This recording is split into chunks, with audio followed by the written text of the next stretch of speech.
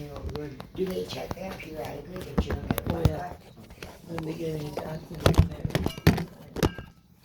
I got a buyer for my house pretty quick. I'm happy about that.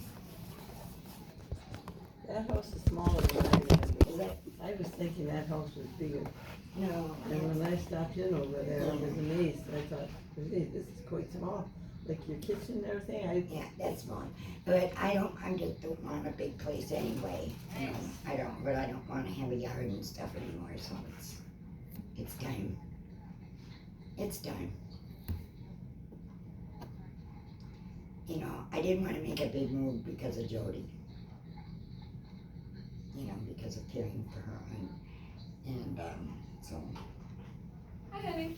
hello. So Allison is on her way, as I mentioned, but is there anything I can help with? Like, I don't know. I'm the lead on the floor. I'm just. You sure can sit down with us. What's going on? I don't know, you tell me.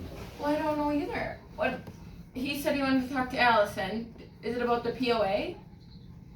So you said that got revoked, right? You have questions about that? I don't really have any questions. I'm just gonna. Here's all your meds. Okay, perfect. So you'll have to, whatever you're gonna do is throw out your meds. I'll give them to them. And Okay. Yeah, we can take those. That's no problem. Yeah. Yeah, we help people with their meds all the time. So. Do you have like anything else? what do you mean? Like I don't know, like any other questions or anything about that? I do not. Okay. Yeah. Sounds good. He's just decided that he's not going to talk to me, and he hasn't for quite some time. Oh, okay.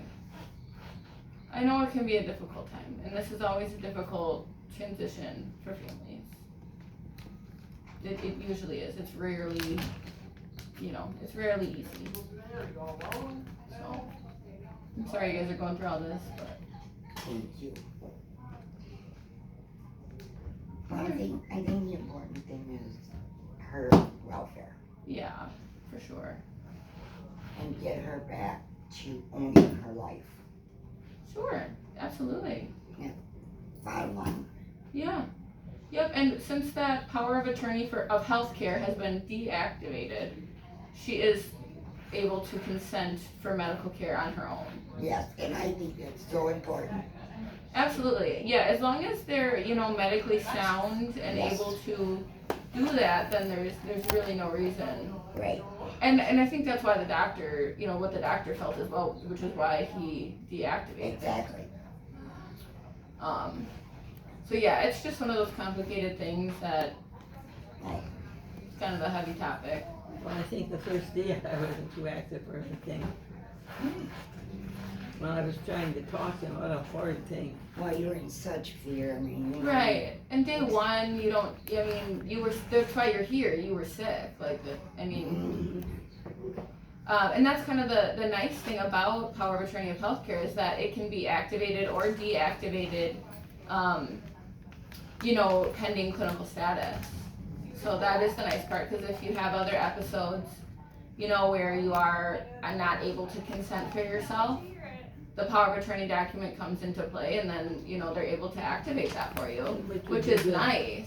That's so nice that they're able to do that if a patient needs it. Right. However, but then patients clear and they don't need it anymore, things like that, and then it gets deactivated. Mhm. So it's actually a nice tool Money. if it's used, the way it should be. So yeah, it's actually really nice that it was able to be deactivated. Yeah. I'm Allison. I'm Hey. the district planner. Hey. Awesome. Hi. Allison, Hi. let's come out here and talk, please. Hey, I'll be back. I'll be right back. All right, Are you calling I'm me? her son. I'm Kevin. Okay, hi. All I'm right, Allison. so, hi Allison. So I'm gonna hand you these. These are all her meds. Okay. You can have those. Okay. I guess I'm confused on the whole deactivation because after her stroke, the score was a 7. That's significant cognitive impairment. She has been deemed incapacitated by a couple of different doctors.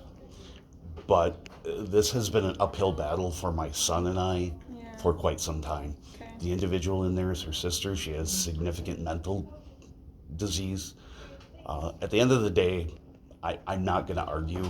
I'm not going to question the doctor's decision. What I'm doing is letting you know that if she wants to make her decisions, I'm heading back to Chicago. Whomever is going to be in charge of her or take care of her is, I can't do this anymore.